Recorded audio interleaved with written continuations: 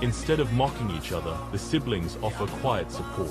Phil returns to the driver's seat to find the hostility gone. The secrets that were meant to stay hidden are now out in the open. The RV is no longer a cage of mutual resentment. It has become a site of reconciliation. They restart the engine, continuing the drive with a new, sober understanding of one another. Haley Dunphy refuses a family movie night, claiming she has a photography class exhibit. Her mother, Claire, suspects this is an excuse. Claire orders her younger daughter, Alex, to investigate. Alex sneaks into Haley's room while she is asleep. She searches Haley's backpack and finds a flyer for the 15th annual student photography exhibition. Phil and Claire drive to the warehouse location, but cannot see inside. Phil uses a remote-controlled drone to fly over the building and spy through the windows. Eventually, the entire extended family enters the gallery. They stop at a wall covered in candid, black and white photographs. They realize Haley has been secretly documenting them. The images capture Jay in a quiet moment with his son, Mitchell, and Cameron gossiping, and Phil flexing in a bathroom mirror.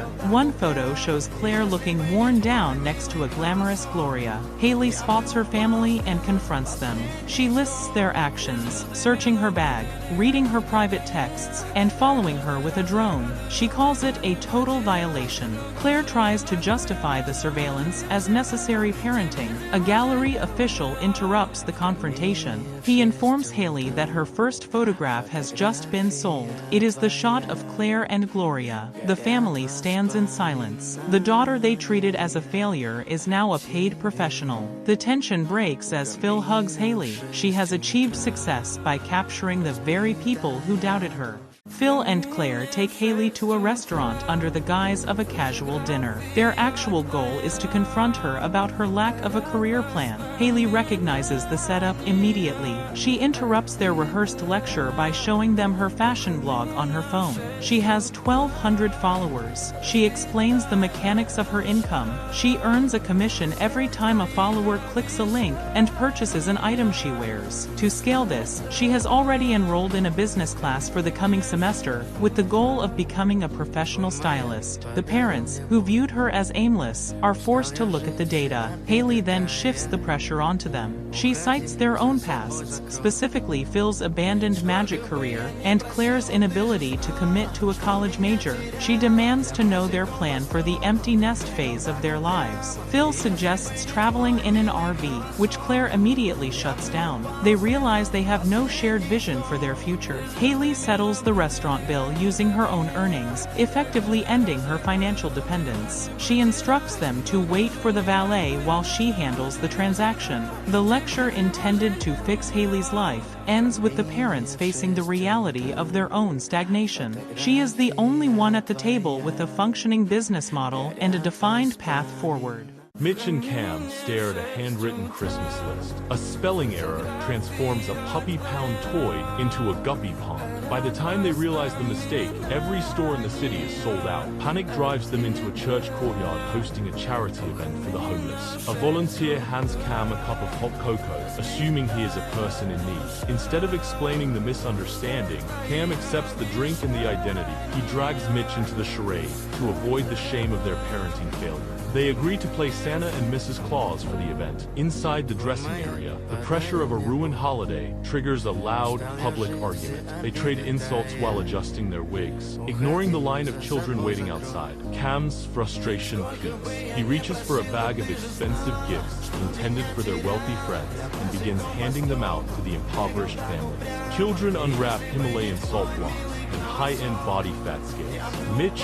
watches in silence as their social obligations disappear into the crowd. Lily approaches the event's official Santa and receives the exact toy her parents could not find. She holds the box for a moment before noticing a young boy standing nearby with nothing. She hands him the toy and walks away. Mitch and Cam stop fighting, silenced by their daughter's sudden generosity. Just as the tension breaks, Mitch's phone vibrates. A store clerk informs him that a single puppy pound has just been returned to stock. The sentiment vanishes. They abandon the charity event and run toward the parking lot.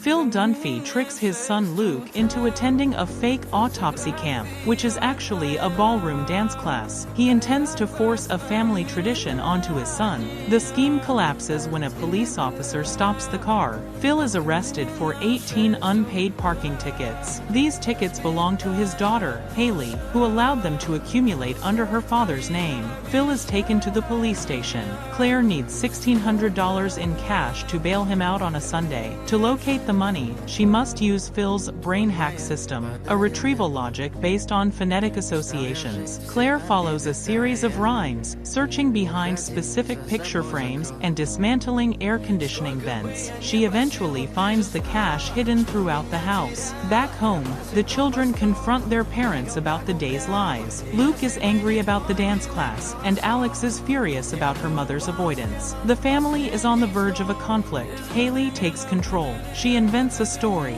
claiming Phil met Claire at a dance and won her over with his performance. She tells her siblings that their father only lied because he wanted to share that romantic legacy with them. The narrative works. The siblings stop shouting and begin to cry. Haley transforms a day of criminal negligence and deception into a story of deep affection. She neutralizes the hostility and manages the crisis, ensuring no one is punished. Phil Dunphy must secure a specific turquoise Italian glass bowl for a wedding gift. He arrives at the department store directly from an eye exam, his pupils dilated and his vision nearly gone. He wears oversized black sunglasses and can barely navigate the floor. His daughter, Alex, watches as he spots a massive queue at the service counter. Phil grabs a long display rod and begins tapping it on the floor, mimicking a blind man's cane. He marches toward the front of the line. Alex assumes the role of a grieving guide. To silence the frustrated shoppers, she fabricates a story of tragedy. She informs the crowd that her father lost his sight to methanol poisoning during a humanitarian mission in Honduras. The shoppers instantly retreat, clearing a path to the counter out of sheer social guilt. The store clerk attempts a deception of his own.